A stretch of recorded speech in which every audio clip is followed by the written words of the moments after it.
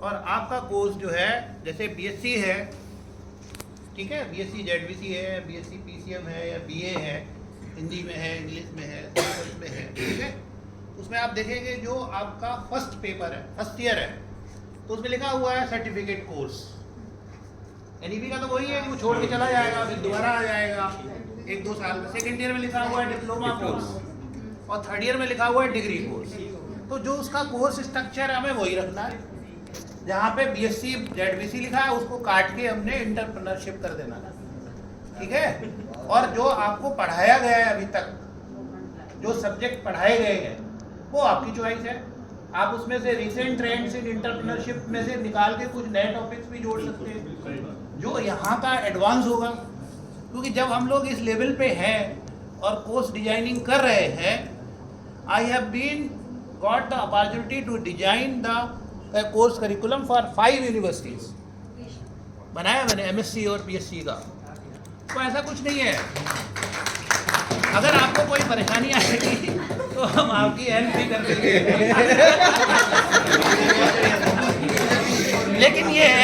लेकिन मेरा ये कहने का मतलब है, कल के लिए आप लोग प्रोफेसर बनोगे। मैं बोर्ड ऑफ स्टडीज़ में भी हूँ, रोहिलखंड में हूँ, लखनऊ यूनिवर्सिटी में हूँ, IFTM यूनिवर्सिटीज़ में हूँ। तो वहाँ हम लोग जाते हैं तो कोर्स हर 6 महीने पे, एनईपी का ये नियम है कि जो कोर्स है हर 6 महीने पे सिलेबस कमेटी होती है, उसमें एक्सपर्ट होता है तो वो उसको पास करता है, अप्रूव करता है। तो सारे नाम्स वही रहेंगे, क्रेडिट्स उसमें लिखे हुए हैं, कितने क्रेडिट्स हैं, प्रैक्टिकल कितने का है, 75 नंबर का है, 25 नंबर का आपका वो है प्रैक्टिकल है, 75 नंबर का आपका थ्योरी का पेपर है। फर्स्ट ईयर में केवल एक पेपर होगा, है ना। उसके साथ में आपको एक वोकेशनल डालना है, तभी तो कंप्लीट होगा। 2 पेपर है ना, एक तो आपका कंपलसरी है और दूसरा वाला जो है वोकेशनल है।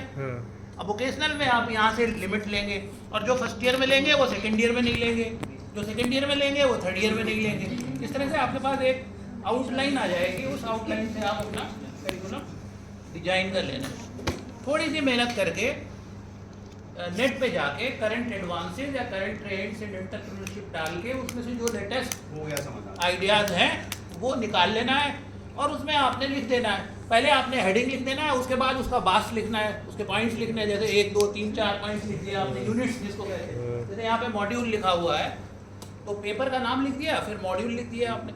मॉड्यूल के बाद आप उसके मार्क्स भी डिफाइन कर सकते हैं कि ये मॉड्यूल इतने नंबर का है, ये मॉड्यूल इतने नंबर का है। टोटल आपका 75 होगा। तो ऑब्वियसली 5 है तो 15 नंबर का एक मॉड्यूल हो गया, 75 नंबर का पेपर हो गया आपका, 25 नंबर का आपका प्रैक्टिकल हो गया। अब प्रैक्टिकल में क्या लेंगे, जैसे यहाँ पे ये ब्लॉक वाला हमने एक एक्सपेरिमेंट किया है, इस तरह के प्रैक्टिकल, लेकिन वो आप रिपीट नहीं करें। जो फर्स्ट ईयर में लेंगे, सेकंड ईयर में कुछ और लेंगे, थर्ड ईयर में कुछ और लेंगे। ओवरऑल जो हमने ट्रेनिंग ली है वो पूरा का पूरा उस करिकुलम में आ जाए, सारा का सारा, ठीक है। इस तरह से हम कर लेंगे। Very good sir.